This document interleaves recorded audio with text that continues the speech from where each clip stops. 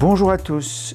Dans la nuit de Noël, nous entendons ce chant qui vient des anges et qui est repris dans les mélodies populaires « Gloire à Dieu au plus haut du ciel et paix sur la terre aux hommes qui l'aiment ». Cette bonne nouvelle que nous célébrons dans la nuit de Noël, la venue de cet enfant qui est le Fils de Dieu, venu apporter le salut au monde, instaurer la paix pour tous les hommes. Alors je pense tout particulièrement à vous offrir cette année pour Noël, ces vœux de paix et pour la nouvelle année qui se profile. D'abord, paix pour tous les pays de la terre. Nous avons en mémoire et devant les yeux tout ce qui se passe à Alep, ou ce qui vient de se passer à Berlin, à Paris il y a quelques mois, aussi en Turquie et au Caire, toutes ces violences, ces affrontements de toutes sortes. Et puis, tant et tant d'injustices ou de situations de souffrance. La paix, ce n'est pas seulement un équilibre entre des forces adverses ou l'absence de guerre, elle jaillit d'une conception respectueuse de la personne humaine dans toute sa dignité et d'un ordre fondé sur la justice et la charité. Alors vraiment, en pensant aussi particulièrement à nos frères d'Alep, il y a des croix qui circulent dans le diocèse, des croix orientales, de maison en maison, pour faire comme une chaîne de prière. Et beaucoup se joignent à cette prière pour la paix à Alep.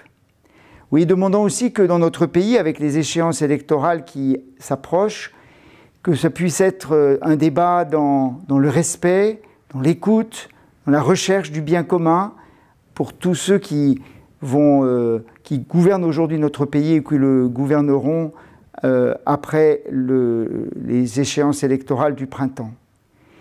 Il y a aussi à demander au Seigneur cette paix pour les familles. Beaucoup de familles vont vivre un temps familial, simple, de rencontres, de joie partagée. Et il y a aussi celles qui traversent de grosses épreuves à cause de la maladie, à cause de la perte d'un travail, à cause de brouilles à l'intérieur de la famille ou aussi avec les déplacements migratoires. Je rejoins toutes les familles devant la crèche installée dans les maisons. Je rejoins toutes celles qui vraiment aspirent à des réconciliations. Et j'offre aussi cette paix à toutes les familles qui ne partagent pas la foi chrétienne et vers lesquelles nous allons parce que Noël nous pousse à des moments de rencontre, de gratuité, d'hospitalité. Enfin, c'est dans nos cœurs que le Seigneur vient déposer ce germe de paix, chacun dans le secret de nos cœurs.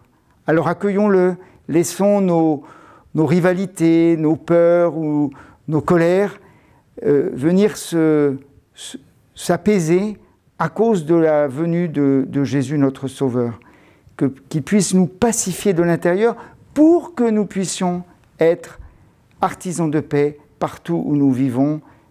Voilà. Je voudrais vous souhaiter à tous de marcher sur les routes de l'année 2017 en artisans de paix, de tracer des chemins de paix dans cette nouvelle année.